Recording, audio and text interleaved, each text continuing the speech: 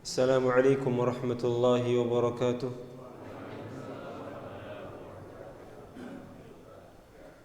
Alhamdulillah wassalatu wassalamu ala Rasulillah nabiyyina Muhammad wa ala alihi wa sahbihi wa sallam tasliman katsira. Amma ba'du fa ya ibadallah usikum wa iyaya bitaqwallahi faqad aflahal muttaqun. Qala Allah jalla wa ala ya ayyuhalladzina amanu taqullaha haqqa tuqatih wa la tamutunna illa wa antum muslimun. Amma ba'd.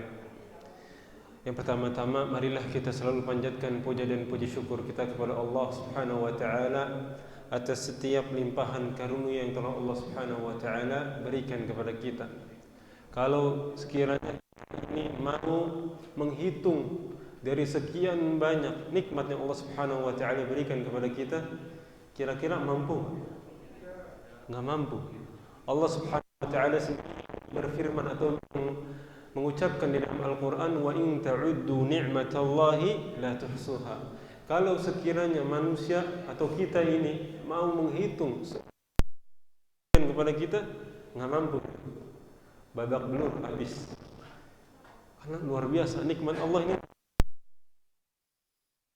Ngeluh, baru dikasih sakit dikit bilangnya, ya Allah ini ujian berat banget. Padahal ujian ini Allah Subhanahu wa taala berikan kepada kita pasti enggak bakal di luar kemampuan daripada diri kita sendiri. Allah yang berfirman di dalam Al-Qur'an, la yukallifullahu nafsan illa wus'aha. Ini kita sering dengar ini. Dan sesungguhnya Allah Subhanahu wa taala tidak akan pernah memberikan ujian kepada hamba-hambanya di luar upaya kemampuan daripada hambanya tersebut. Cuman masalahnya cuma satu. Penyakit kita ini cuma satu. Dua deh, bukan satu, dua. Yang pertama, enggak yakin sama Allah, kurang yakin sama Allah, sama kurang tawakal sama Allah Subhanahu wa taala. Jadi kalau dikasih ujian dikit, bawaannya udah putus. Allah berfirman di dalam Al-Qur'an, la taqnatu min rahmatillah. Janganlah kalian berputus asa daripada rahmat Allah Subhanahu wa taala. Kira-kira seringnya semangat tapi putus asa nih? Coba jawab jujur. Putus rahmatillah. Jangan pernah kalian berputus asa daripada rahmat Allah Subhanahu wa taala. Allah yang percaya enggak kira-kira? Hati kurang biasa. Kenapa Allah mengatakan seperti ini? Ulama tafsir menjelaskan Ta'ala enggak terbatas. Kalau ada kemampuan bisa murtad dia. Siapapun dia, ketika dia hanya kembali kepada Allah Subhanahu wa taala, maka insyaallah pasti Allah akan memberikan apa yang diminta. Cuma syaratnya tadi yakin kepada Allah Subhanahu wa taala. Kemudian tawakal kepada Allah Subhanahu wa taala. Apa sih arti daripada tawakal? Ini kita sering dengar tawakal. Apa kira-kira? Arti kan? Apa kira-kira itu arti daripada tawakal? Tawakal artinya berserah diri kepada Allah Subhanahu wa taala. Berpasrah diri tapi bukan artinya kita enggak pakai ikhtiar, enggak pakai usaha. Ini tawakal yang salah kaprah. Jadi kalau misalnya antum jalan keluar kota, tapi antum nggak bawa bekal, sama aja bunuh diri. Pernah suatu ketika di zaman Nabi Sallallahu Alaihi Wasallam ada bukan segerombol, apa bahasa yang enak, sekelompok orang-orang dari kabilah Yaman, dari negeri Yaman, datang ke kota Makkah. Ngapain? Melakukan ibadah haji. Tapi luar biasa, masya Allah. Nabi melihat kabilah yang lainnya ini bawa bekal masing-masing, contoh misalnya air, bawa makanan dan lain sebagainya. Ini sekelompok daripada kabilah Yaman tersebut, masya Allah, nol, nihil, nggak bawa apa-apa kecuali bawa diri.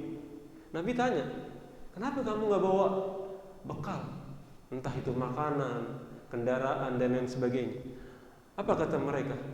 Nahnu natawakkalu 'ala Allah. Kami ini bertawakal kepada Allah Subhanahu wa taala. Maka Nabi tersenyum. Kata Nabi, itu namanya bukan tawakal. Kalau bahasa kasarnya bunuh diri namanya. Tawakal itu kalian berikhtiar, baru tawakal kepada Allah Subhanahu wa taala. Jadi bahkan Nabi pernah ditanya kepada salah seorang sahabat. Kata sahabat tersebut, wahai Rasulullah SAW, ana kalau mau berpergian atau misalnya sholat ke masjid, kan pakai onta, karena rumahnya agak jauh dulu, onta atau kuda. Kira-kira onta tersebut ana diemin apa ana ikat? Kata Nabi SAW,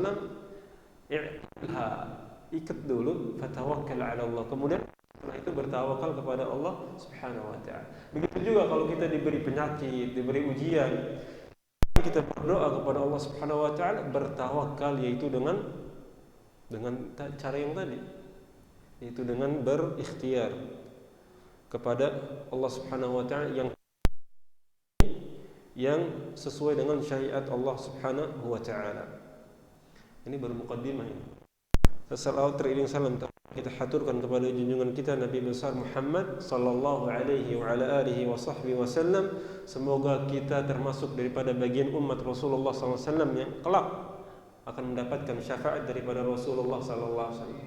Kalau anda tanya kepada antum, mau enggak mendapatkan syafaat daripada Nabi? Syaratnya apa? Berusaha mengikuti sunnah Nabi sallallahu alaihi wasallam. Cinta harus semaksimal membela Nabi sallallahu alaihi wa ala alihi wa sahbihi wasallam. Kita masuk ke tema kita kali ini. Berhubung kita masih di dalam suasana lebaran, maka Anda pilihkan tema yaitu tentang istiqamah. Kenapa Anda pilihkan tema ini? Karena momennya pas. Biasanya kalau habis lebaran mulai kita kendor lagi. Masjid-masjid kita lihat penuh. Sekarang masjid kembali ke fitrahnya. Kembali ke fitrahnya maksudnya apa? Ini realitas, kenyataan daripada negeri kita tercinta. Masjid banyak, tapi banyak kosongnya juga. Maka inilah pentingnya kita beristiqamah di jalan Allah Subhanahu wa taala. Kemarin luar biasa, Allah Subhanahu wa taala mendidik kita selama 30 hari full atau 29 hari. Untuk apa? Mendekatkan diri kita kepada Allah Subhanahu wa taala melalui Ramadan. Para ulama mengatakan, kalau kita mau tahu nih amalan Ramadan kita diterima sama Allah Subhanahu wa taala kapan? Ya sekarang, di luar Ramadan. Kira-kira kalau kita mau ngukur, kira-kira diterima enggak sih amalan Ramadan ana selama ini? Sekarang. Ketika Ramadan telah berakhir, kita kira-kira diterima apa enggak? Caranya gimana? Amalan yang selama kita lakuin di Ramadan bisa kita pertahanin enggak? Contoh misalnya baca Quran. Kemarin hatam Quran. Senyum-senyum nih. Hatam, Masya Allah. Kira-kira di luar Ramadan bisa hatam enggak? Kemudian kemarin selama Ramadan antum Masya Allah sholat 5 waktu di masjid, sedekahnya luar biasa. Kemudian i'tikaf di masjid, kemudian melakukan apa lagi? Amalan-amalan saleh yang lainnya. Kira-kira antum bisa mempertahankan itu semua kan? Kalau kira-kira bisa dipertahanin, maka insyaallah itu sebagai pertanda yang baik. Karena inilah natijah atau hasil daripada didikan Allah Subhanahu wa taala kepada kita selama kita digodok di dalam bulan Ramadan. Dan apa sih balasan ketika kita bisa beristiqamah di jalan Allah Subhanahu wa taala? Balasannya nanggung-nanggung surganya Allah Subhanahu wa taala. Yang bilang Allah di dalam Al-Qur'an. Allah berfirman di dalam Al-Qur'an surat Fussilat ayat 30 sampai 32. Ada yang hafal enggak? Allah berfirman, Innal ladzina qalu rabbuna Allah thumma istaqamu tatanazzalu alaihimul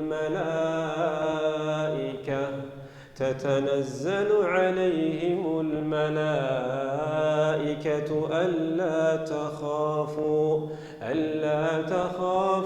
wa la tahzanu wa abshiru bil jannah وأبشروا بالجنة التي كنتم توعدون نحن أولياؤكم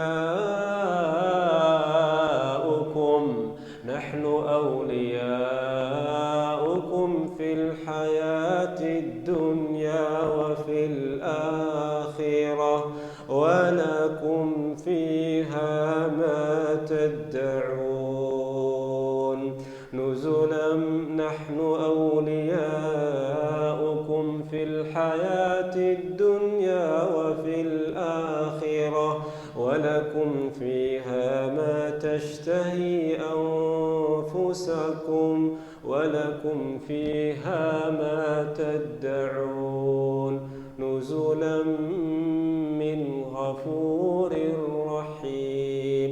Surat Fussilat ayat 30-32 menjelaskan bagaimana Allah mengatakan di dalam ayat ini, innal ladzina qalu rabbunallah, sesungguhnya orang-orang yang mengatakan Tuhan kami adalah Allah, tsumma istaqamu, kemudian mereka beristiqamah di jalan Allah Subhanahu wa taala, tatanazzalu alaihimul malaikah, kemudian akan turun para malaikat Allah Subhanahu wa taala seraya mereka mengatakan alla takhafu wa la tahzanu, jangan kalian merasa takut, jangan merasa kalian sedih, wa abshiru bil jannati kuntum tu'adun, berbahagialah kalian dengan surga yang telah Allah Subhanahu wa taala janjikan kepada kalian. Al-Imam Ibnu Katsir rahimahullah taala menafsirkan ayat ini bahwa syarat utama adalah kita beristiqamah di jalan Allah Subhanahu wa taala. Syaratnya adalah yaitu dengan beriman kepada Allah Subhanahu wa taala. Tapi bukan terus kita cuma mengatakan di mulut doang, oh beriman kepada Allah. Tapi ada syaratnya. Syaratnya apa? Kita harus mengetahui ilmu Allah Subhanahu wa taala, tentang Allah Subhanahu wa taala. Atau kalau bahasa mudahnya adalah ma'rifatullah, mengenal Allah dengan sebenar-benarnya. Kira-kira antum kalau mau melakukan sesuatu, antum cari tahu dulu nggak? Cari tahu nggak? Cari tahu. Antum misalnya mau ke suatu tempat, pasti antum cari tahu tempat ini gimana, aman nggak? Kemudian tempatnya panas atau dingin dan lain sebagainya. Begitu juga dengan Allah Subhanahu wa taala. Allah yang menciptakan kita. Jadi kita hidup ini tergantung maunya Allah, bukan Allah yang kita atur. Paham maksudnya? Syariat Allah jangan sampai kita terjang. Misal contoh, Allah mengharamkan kita makan babi, tapi kita makan babi. Allah mengharamkan kita zina, tapi kita berzina. Itu namanya kita nantang Allah, menerjang larangan Allah Subhanahu wa taala. Jadi qalu rabbunallah, Al-Imam Ibnu Katsir mengatakan amanu billahi haqqal iman. Mereka benar-benar beriman dengan sebenar-benarnya iman. Kalau di Al-Quran, bertakwa dengan sebenar-benarnya takwa. Thumma istaqamu, kemudian mereka beristiqamah di jalan Allah Subhanahu wa taala. Suatu ketika seorang sahabat bertanya kepada Nabi SAW, ketika aku beriman kepada Allah Subhanahu wa taala, apa yang harus aku lakukan? Kata Nabi SAW, thumma istaqim, kemudian engkau beristiqamah di jalan Allah Subhanahu wa taala. Istiqamah ini maksudnya apa? Apa istiqamah maksudnya? Istiqamah maksudnya kita senantiasa berpegang teguh kepada ajaran Allah Subhanahu wa taala dan juga Rasulnya sallallahu alaihi wasallam melalui amalan-amalan saleh. Antum terbiasa membaca Al-Quran, antum terbiasa membaca atau salat tahajud dan lain sebagainya, antum istiqamahkan, antum rutinkan, itu namanya istiqamah. Apa balasannya bagi orang-orang yang benar-benar beriman kepada Allah Subhanahu wa taala, beriman kepada Rasulnya sallallahu alaihi wasallam, kemudian beriman dengan rukun-rukun iman yang lainnya? Apakah Allah Subhanahu wa taala meninggalkan hambanya begitu saja? Enggak. Jawabannya enggak. Allah mengatakan tatanazzalu alaihimul malaikah, akan turun malaikat Allah Subhanahu wa taala. Al-Imam Ibnu Katsir lagi-lagi menjelaskan kapan malaikat tersebut turun. Beliau menjelaskan ada 2 malaikat. Yang pertama malaikat al-maut, yang kedua malaikat rahmat. Sebagian ulama lain menafsirkan 3 malaikat. 1 malaikat maut, malaikat pencabut nyawa. Yang 2 malaikat rahmat.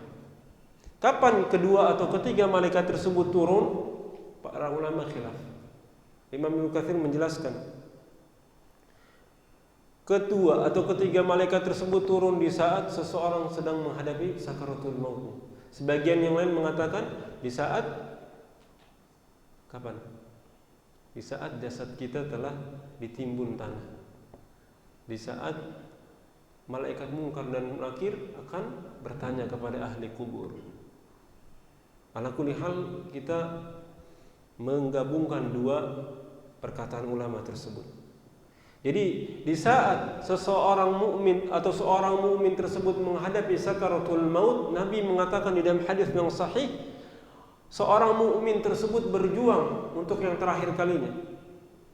Ngapain? Berjuang ngapain? Untuk melawan serangan daripada iblis dan juga bala tentaranya. Iblis datang untuk menggoda manusia terakhir kalinya.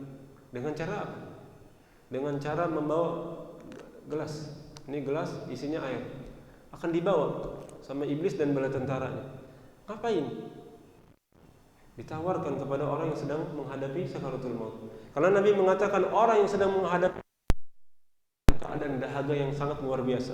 Jadi di antara sunnahnya, ini antum kalau lagi ngelihat saudara kita yang lagi sakaratul maut, bawain air, basahin bibirnya, karena dia lagi berjuang sama iblis dan bala tentaranya. Kemudian iblis tersebut menawarkan kepada orang yang sedang menghadapi sakaratul maut, kalau kamu ini mau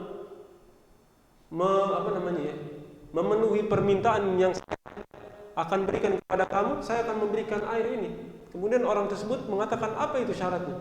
Syaratnya kamu mengatakan, aku kafir daripada ajaran Allah Subhanahu wa taala. Menyatakan bahwa aku ini adalah Tuhan. Apa yang terjadi? Kalau dia mengatakan iya, habis. Dan kemudian syarat yang keduanya adalah kamu harus sujud. Sujudnya ini bukan terus dia sujud seperti layaknya manusia normal, karena orang yang sedang menghadapi sakaratul maut tubuhnya dengan apa? Dengan isyarat. Kalau dia terima, maka dia keluar daripada ajaran Allah Subhanahu wa taala. Makanya orang yang senantiasa istiqomah di jalan Allah selama hidupnya, Allah enggak tinggalin dia begitu aja. Inilah faedahnya malaikat Allah Subhanahu wa taala datang. Untuk apa? Menangkis serangan daripada iblis dan bala tentara. Mereka mengatakan tatanazzalu alaihimul malaikat, turun malaikat tersebut untuk menangkis serangan daripada iblis dan juga bala tentaranya. Bahkan di dalam riwayat dikatakan malaikat juga bawa air. Supaya apa? Orang yang sedang menghadapi sakaratul maut bisa menghilangkan rasa haus dan dahaga. Luar biasa pertolongan Allah Subhanahu wa taala. Kemudian malaikat tersebut menghibur, karena orang yang sedang menghadapi sakaratul maut, lagi menghadapi detik-detik terakhirnya, dia merasa sedih.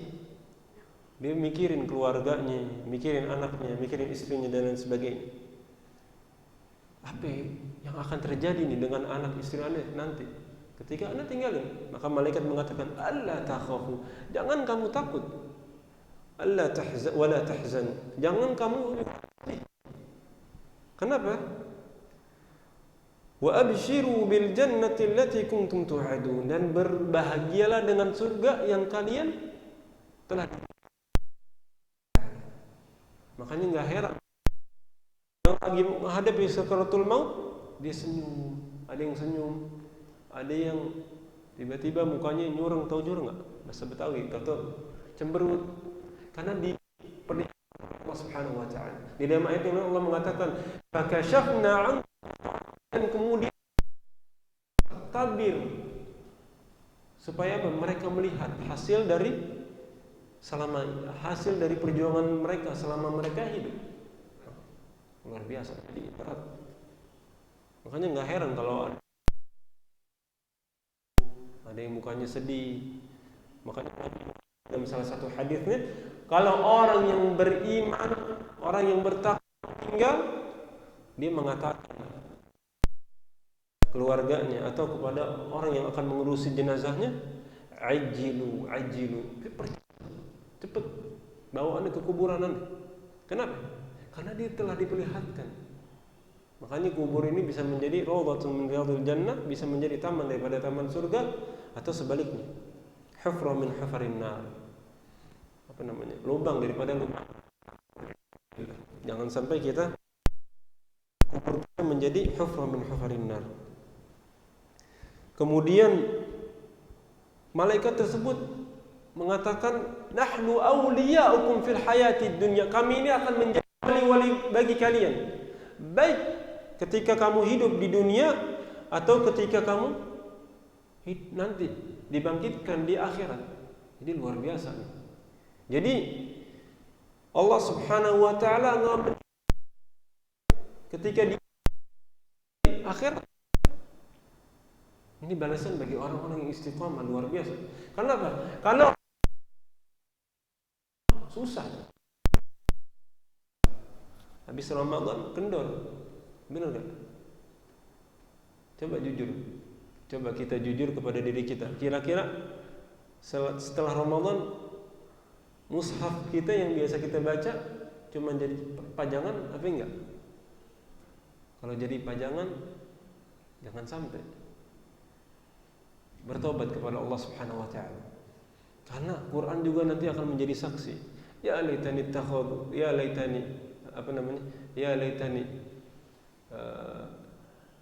di surat Al-Furqan Allah mengatakan, Quran akan mengatakan, dulu kaumku meninggalkan diriku. Subhanallah. Padahal Quran akan menolong diri kita. Iqra'ul Quran yaumal qiyamati syafi'an li ashabi. Karena sesungguhnya Al-Quran, ini yang nolongin kita ini Quran salah satunya. Nah, kira-kira kita bisa istiqamah nggak buat baca Al-Quran? Nggak mungkin. Setiap orang mukmin nggak akan pernah bisa meninggalkan Al-Quran, membaca setiap hari. Dan juga Al-Quran akan menjadi penerang di alam kuburnya. Kita balik lagi ke ayat yang ini. Kemudian malaikat mengatakan, wa fil akhirah, dan kami juga wali bagi kalian di kehidupan akhirat. Bagaimana caranya? Mereka akan senantiasa meminta pertolongan kepada Allah Subhanahu wa taala agar orang yang senantiasa hidup di dunia ini dalam keadaan istiqamah enggak disentuh api neraka sama sekali. Ini luar biasa nih malaikat. Malaikat ini luar biasa perannya bagi orang-orang yang benar-benar beriman di jalan Allah dan juga senantiasa istiqamah di jalan Allah Subhanahu wa taala. Makanya Nabi mengatakan khairul a'mali adwamuha qal. Sebaik-baik amal itu sedikit tapi rutin. Sedikit tapi rutin. Daripada banyak tapi habis itu ditinggal. Enggak apa-apa, antum mampu nih salat tahajud 2 rakaat. Yang penting tiap hari. Tapi anda enggak bisa panjang salat tahajud. Paling bisanya kuliah, enggak apa-apa. Lebih bagus daripada enggak tahajud sama sekali. Tapi kan Nabi sampai bengkak. Kalau kita enggak bisa kayak Nabi, ya minimal sedikit lah. Karena kita enggak bakal bisa 100% ngikutin kayak Nabi. Nabi tahajudnya luar biasa. Bacanya dari surat Al-Baqarah sampai surat An-Nisa, itu 1 rakaat. Makanya wajar kalau Nabi sampai bengkak. Tapi kalau kita nggak bisa kayak gitu, minimal sedikit, walaupun cuman kuliah, kulhu, kemudian qul a'udzu birabbil falaq, qul a'udzu birabbin nas, dan ayat-ayat lainnya. Yang penting kita bisa melakukan sholat tahajud secara istiqamah, mengamalkan hadis tadi, hadis Nabi yang tadi, khairul adwamuha wa in qal. Kemudian kita, kalau kita udah biasa tahajud, kemudian kita naik level lagi. Apa nih kira-kira amalan yang belum kita amalin? Oh, puasa sunnah misalnya. Nggak usah langsung puasa Daud. Puasa Senin Kamis yang ringan. Oh kira-kira puasa Senin Kamis sudah bisa, mau nambahin level lagi. Puasa Ayyamul Bir 13, 14, 15 setiap bulan Hijriyah. Oh bisa lagi, Masya Allah udah istiqomah, mau nambahin level lagi. Itu luar biasa.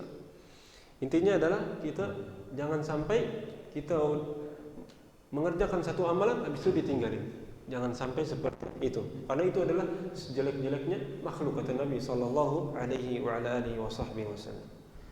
Kemudian kita balik lagi ke ayat yang tadi, walakum fiha ma tashtahi anfusukum walakum fiha ma tad'un, dan kalian adalah fiha ma tashtahi anfusukum, dan kalian rasa takut yang selama ini tergambarkan di dalam hati kalian pernah terjadi. Maksudnya Al-Imam Ibnu Katsir menjelaskan itu ayat yang akan diberikan Allah Subhanahu wa taala atas dosa yang kalian lakukan.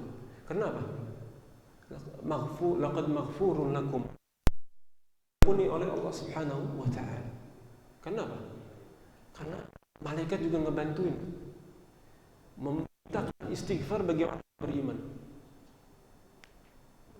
Di antaranya kalau jalan pintas, kalau bahasa kita, kalau kita kanan jauh, jalan tol nih, kalau kita mau setiap hari dimintakan ampun atau dimintakan istighfar sama malaikat, salah satunya apa?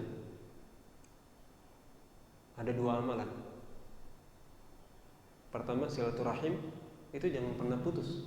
Silaturahim itu akan orang yang biasa menyambung tali silaturahim kepada keluarganya, itu malaikat akan memintakan ampunan kepada orang yang senantiasa menyambung tali silaturahim. Yang kedua apa? Sedekah. Sedekah ini salah satu amalan yang paling luar biasa ganjarannya di hadapan Allah Subhanahu wa taala, tapi berat. Makanya di dalam surat Al-Munafiqun Allah mengatakan, "Laula akhartani ila ajalin qarib fa asaddaq wa akun minas salihin." Ini permintaan orang yang telah meninggal. Ya Allah, kembalikan kami ke muka bumi ini. Ngapain? Fa asaddaq. Kita pasti mau bersedekah. Wa akun minas salihin, baru khusus di sini sedekah. Kenapa? Karena sifat manusia, wa tuhibbunal mala hubban jamma. Demen nimbun harta. Kira-kira antum kalau di saldo antum 1 M gimana kira-kira? Masya Allah, girang. Tapi kalau 100.000 gini, itu fitrah manusia. Gitu. Langsung otak pusing gitu. Itu sifat manusia, wa tuhibbuna. Tapi berbeda dengan orang-orang yang beriman dan bertakwa di hadapan Allah Subhanahu wa taala. Mereka menjadikan dunianya di tangan, bukan di hati. Dan ini salah satu doa daripada doa Abu Bakar As-Siddiq. Tahu Abu Bakar As-Siddiq, tahu Pak? Pernah dengar? Seorang sahabat Nabi yang paling mulia. Beliau derajatnya manusia terbaik setelah Rasulullah SAW. Beliau senantiasa berdoa, bahkan menurut beliau tak pernah meninggalkan doa ini.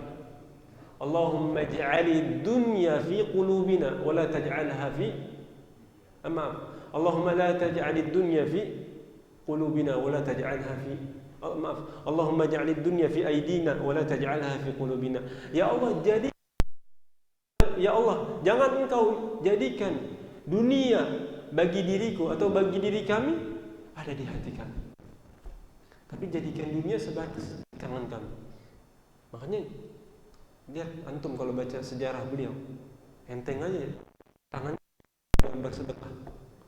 Bahkan beliau pernah menginfak, nggak nyisain sepeser pun. Sampai Nabi tanya, ma tarak tali ahlika ya Abu Bakar, apa yang kamu tinggalin buat keluarga kamu, buat anak ente, istri kan ente, dan lain sebagainya. Allah sama Rasulnya. Tapi ada syaratnya nggak terus anak istrinya nyolong. Dia bisa ngejamin bahwa anak istrinya takut Allah Subhanahu wa taala. Makanya nggak heran kalau Abu Bakar derajatnya ini bisa melebihi sahabat yang lainnya, karena luar biasa. Begitu juga Utsman bin Affan radhiyallahu anhu. Bahkan sampai di Saudi ada namanya Bang Utsman. Ketika terjadi perang Tabuk luar biasa. Perang yang sangat berat bagi kaum mukmin. Karena ketika itu panas matahari lagi terik-teriknya. Semua sumur kering. Kecuali ada nama sumurnya, lupa nama sumurnya apa. Tapi sumur itu milik orang Yahudi. Dia nggak bakal mau ngasih cuma-cuma, nggak bakal ngasih gratis. Enak aja mau gratis. Maka dia memberi syarat bahwa sumur tersebut akan diberikan kepada kaum mukmin dengan harga yang tinggi. Sempat dikalkulasi kalau dengan mata uang kita ini, Utsman bin Affan beli hampir 1 triliun. Bayangin. Diinfakkan hartanya di jalan Allah Subhanahu wa taala. Kemudian Abdurrahman bin Auf, seorang sahabat Nabi yang kaya juga. Beliau ketika menghadapi sakaratul mautnya sampai nangis. Nangisnya ketika ditanya sama keluarganya, apa yang menyebabkan engkau menangis? Harta ini masih banyak. Ane mau mengatakan Allah, harta ini masih banyak. Masih bejibun kalau bahasa Betawi ini. Diriku akan dihisab oleh Allah Subhanahu wa taala. Apa yang akan Anda akan di hadapan Allah Subhanahu wa taala. Itu sekelas Abu Abdurrahman bin Auf yang setiap infak di jalan Allah Subhanahu wa taala enggak nanggung-nanggung. Kalau Nabi pengen jihad, beliau selalu nyumbang kurang lebih 500 ekor kuda, 1000 ekor unta. Subhanallah. Bayangin, kita sedekahnya enggak ada apa-apanya, tapi luar biasa. Kedudukan para sahabat ini yang kenapa para sahabat bisa tinggi, bukan karena amalan mereka, maksudnya tahajud mereka dan lain sebagainya. Salah satunya ini karena sedekah. Nah, di antara faedah sedekah adalah tadi malaikat akan memberikan ampunan. Apalagi kalau sedekah di subuh hari. Itu luar biasa. Karena Nabi mengatakan raq'atul fajri khairum minad dunya wa ma fiha. 2 rakaat sebelum salat subuh lebih baik daripada dunia dan seisinya. Maka dari sini para ulama mengambil faedah kenapa sedekah di subuh hari ini bisa mendapatkan keutamaan yang sangat luar biasa. Balik lagi, kalau antum nggak mampu, yang besar sedikit tapi terbiasa. Sedikit tapi terbiasa itu lebih bagus dibanding sekali sedekah banyak tapi habis itu kurang bagus. Kita balik lagi ke ayat yang tadi. Nuzulan min ghafurir rahim.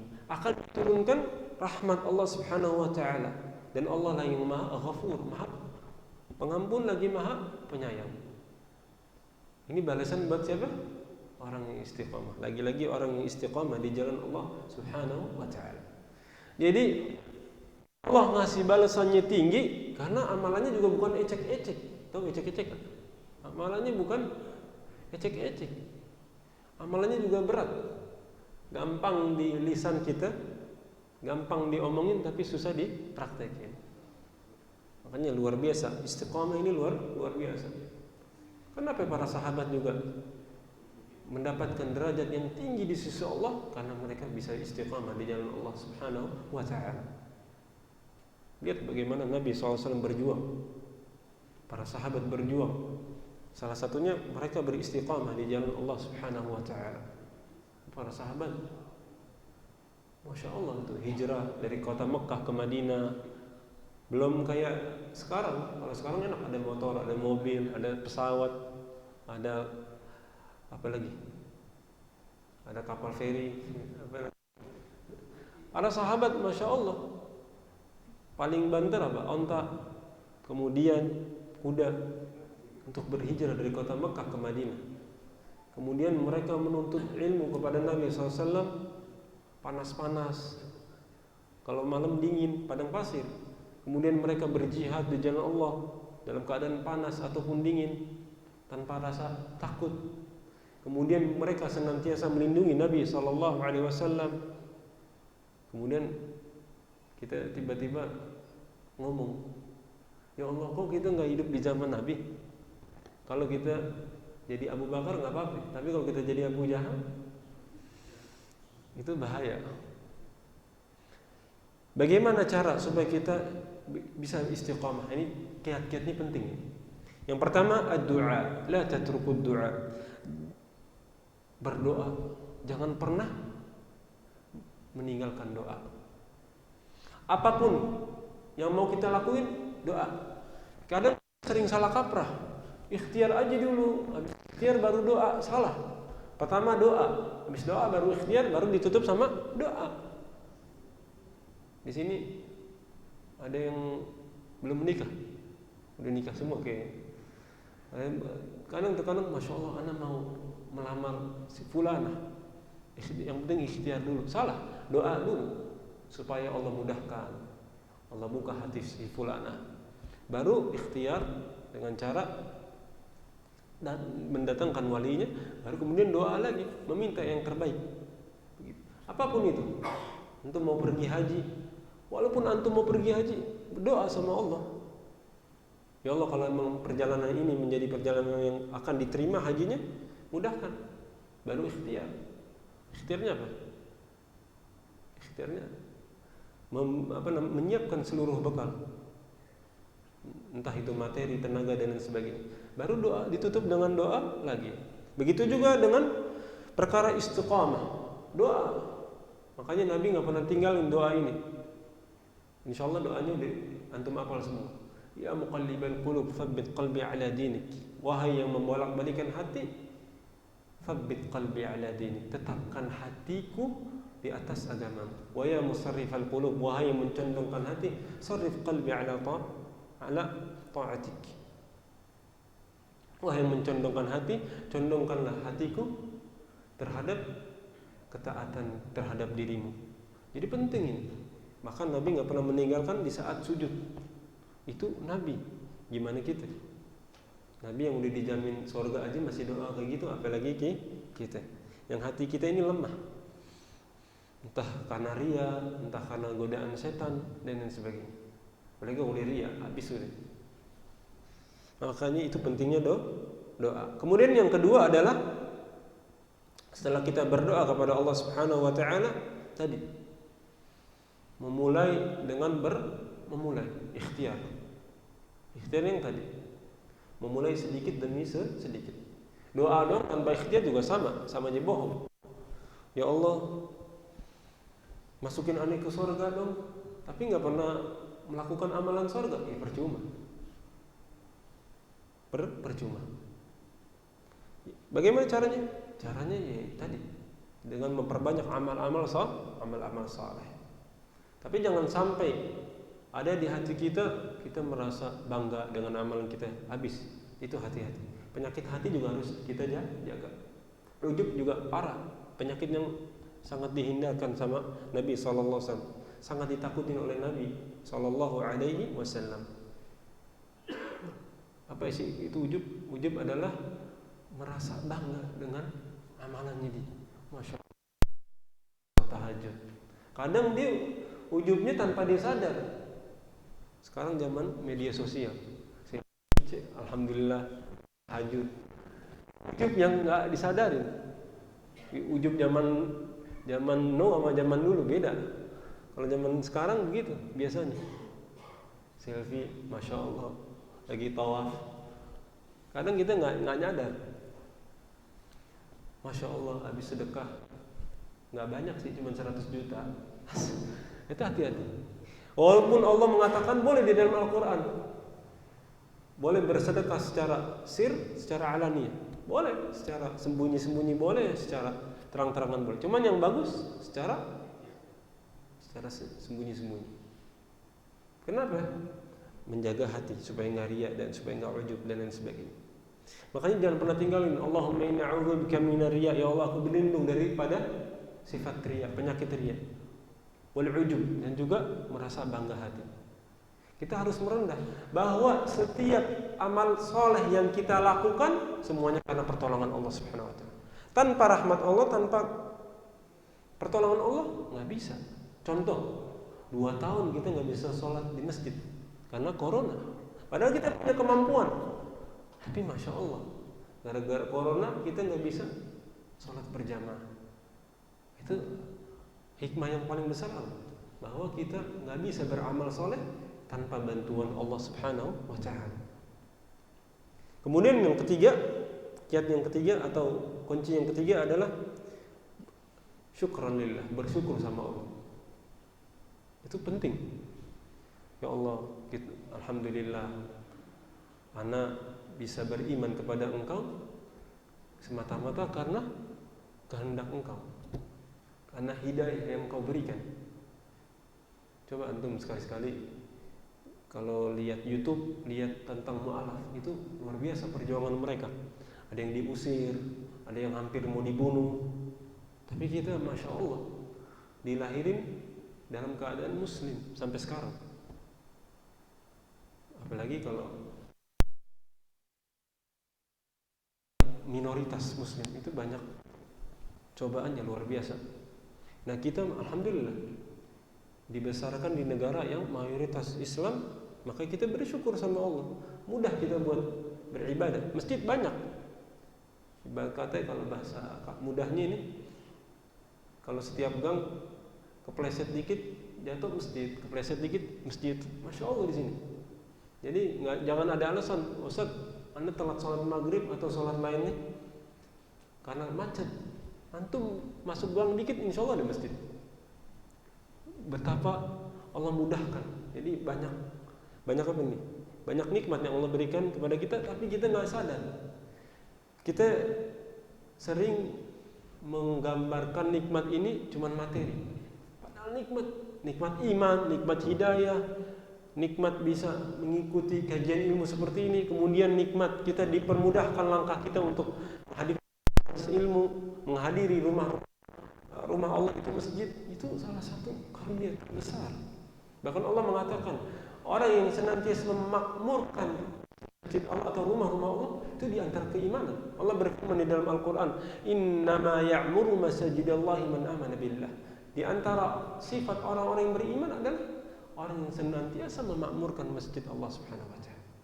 Innama ya'muru masajidallah man amana billah. Di antara orang-orang yang senantiasa memakmurkan masjid-masjid Allah, man amana billah, mereka itulah orang yang beriman kepada Allah wal yaumil akhir, dan hari akhirat. Jadi luar biasa. Tingkatannya kelas tinggi. Makanya kita bersyukur ketika kita dimudahkan untuk karena maksiat.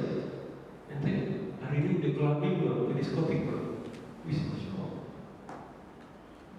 Itu beda ya. Orang yang beriman sama orang yang bukan karena Allah Subhanahu wa taala berteman. Makanya mujalasatus shalihin, kata para ulama, senantiasa dulu bergaul dengan orang-orang saleh itu penting. Akan kalau kata handphone ini akan ngecas iman kita, karena iman ini naik apa turun, bisa naik bisa turun. Yazid bin Mu'ad naik karena ketaatan kita sama Allah, wa yanqusu bil maksiat, turun karena maksiat. Nah kalau kita lagi turun, kemudian kita senantiasa yang kita datangi orang-orang saleh, insya Allah naik lagi tuh. Masya Allah, si fulan tadi luar biasa baca Quran sampai 1 juz, aneh harus tuh. Masya Allah, si fulan tadi sedekahnya luar biasa, masa aneh kalah? Akan termotivasi gitu. Makanya penting. Nah, ini untuk menjaga istiqomah. Kemudian yang terakhir bagi penutup, supaya kita bisa istiqomah di jalan Allah Subhanahu wa taala, apa kira-kira yang gampang? Apa kira-kira? Hah? Setelah mujalasatus shalihin apa lagi? Apa kira-kira? Hah? Tadi sebenarnya sempat ada singgung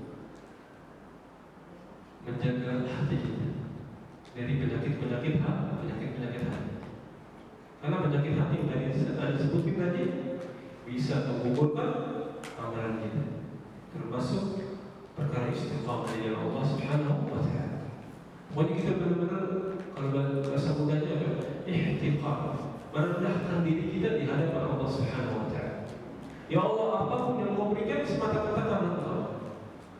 Anda bisa pergi haji, Anda bisa sedekah, Anda bisa baca Al-Quran setiap hari, Anda bisa melakukan semua hal yang engkau ridhoi semata-mata karena engkau ya Rabb. Ini penting. Itulah yang dilakukan oleh para ulama. Mereka selalu menghinakan diri mereka di hadapan Allah Subhanahu wa taala. Bahkan di hadapan manusia. Supaya tidak tumbuh rasa ujub tadi, supaya tidak tumbuh rasa kibir tadi, rasa sombong. Bahaya kalau kita sombong di hadapan manusia. Pokoknya habis. Pokoknya kita harus merendahkan diri kita, rendahin sehabis-habis. Apa yang kita mau sombong? Yang terakhir, yang supaya kita bisa istiqamah jalan Allah, zikrullah, senantiasa mengingat kematian. Ini yang paling penting. Sehebat apapun, sekaya kita, apapun itu, pokoknya ujung-ujungnya kembali ke tanah. Ini penting. Makanya Nabi mengatakan al-hijju sumandan nafsah. Dari bagian yang kelima tadi, orang yang cerdas itu bukan yang banyak hartanya, yang sukses di bisnisnya, bukan. Itu kekayaan secara akal manusia, tapi secara Allah yang pengen, atau secara keinginan Allah dan juga Rasul SAW adalah anda dan nafsu yang senantiasa menghinakan diri, merendahkan diri, wa'amilan lima ka'adana, dan dia senantiasa mempersiapkan hari setelah kematian. Kapan kita nyiapinnya? Sekarang lagi hidup. Karena nanti orang yang udah mati bakal menyesal.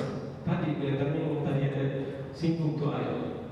Bahkan di ayat yang lain Allah orang yang telah meninggal akan mengatakan, ya qala rabbi irji'un, ya Allah, Anda yang bisa dibalikin lagi ke dunia ini. Ngapain? La'alli a'malu shalihan fi ma tarak, supaya Anda bisa mengerjakan semua amalan yang Anda tinggalin di waktu hidup di dunia ini. Allah mengatakan kalla, sekali-kali enggak. Allah mampu bagi-bagi balikin lagi, mampu. Cuman dari sunnatullah begitu. Ada limit. Kita hidup di dunia ini ada limit. Walaupun Allah mampu, cuman ada batas, sudah mati, udah habis. Wassalamualaikum. Kenapa? Alasannya apa? Innaha kalimatun huwa qailuha wa min wara'ihim barzakhun ila yaumil yub'atsun. Ente ngomong yang tadi itu baru ucapan tadi yang ngomong minta balikin ke dunia, karena di hadapan kalian dalam barzakh. Ulama tafsir menjelaskan, nyatanya Imam Katsir juga menjelaskan kenapa sampai terjadi begitu, karena di alam barzakh Allah telah perlihatkan setiap balasan-balasan dari amal kebajikan, puasa, zakat, sholat, tahajud, dan lain sebagainya. Jadi selama ini yang dapat pahala sholat tadi begini segini, diperlihatkan sama Allah, makanya dia timbul penyesalan. Nah, jangan sampai kita menjadi orang-orang yang kesal. Mumpung kita masih hidup, senantiasa kita bertaubat dan juga memperbanyak mengingat kematian, sehingga insya Allah kita akan senantiasa istiqamah di jalan Allah Subhanahu wa Ta'ala. Sebelum menutup, ada yang mau ditanya? Kalau gini Pak, Masya Allah. Kalau kita bersedekah memilih-milih itu jelek nggak Pak? Milih dalam arti apa? Kalau kita bersedekah ya Pak, itu kita memilih-milih tempat atau orang yang akan menerimanya. Itu nilainya gimana? Masya Allah, bagus. Supaya tepat sasaran gitu. Ya Pak? Supaya tepat sasaran maksudnya gitu. Bukan, maksudnya gini Pak. Misalnya tempat saya itu ada masjid yang misalnya sudah bagus, kemudian ada pembangunan, dan di tempat lain ada juga pembangunan masjid yang memang lebih membutuhkan. Nah, kemudian kita memilih seperti itu, memberikan sedekahnya itu. Yang lebih utama seperti itu juga kepada seorang yang menerima dari sedekah kita.